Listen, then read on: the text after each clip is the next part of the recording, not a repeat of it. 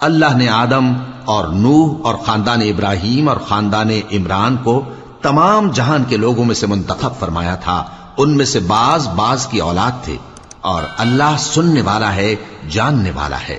وہ وقت یاد کرنے کے لائق ہے جب عمران کی بیوی نے کہا کہ اے پروردگار، جو بچہ میرے پیٹ میں ہے میں اس کو تیری نذر کرتی ہوں، اسے دنیا کے کاموں سے آزاد رکھوں گی، تو اسے میری طرف سے قبول فرما، تو تو سننے والا ہے، جاننے والا ہے۔ پھر جب ان کے ہاں بچہ پیدا ہوا تو کہنے لگی کہ پروردگار، میرے تو لڑکی ہوئی ہے، جبکہ اللہ خوب جانتا تھا جو ان کے ہاں ولادت ہوئی تھی، اور نہ ہوتا لڑکا مانند اس لڑکی کے۔ اور کہنے لگیں میں نے اس کا نام مریم رکھا ہے، اور میں اس کو اور اس کی اولاد کو شیطان مردود سے تیری پناہ میں دیتی ہوں۔ تو اس کے پروردگار نے اس کو پسندیدگی کے ساتھ قبول فرمایا اور اسے اچھی طرح پرورش کیا، اور زکریا کو اس کا کفیل بنایا۔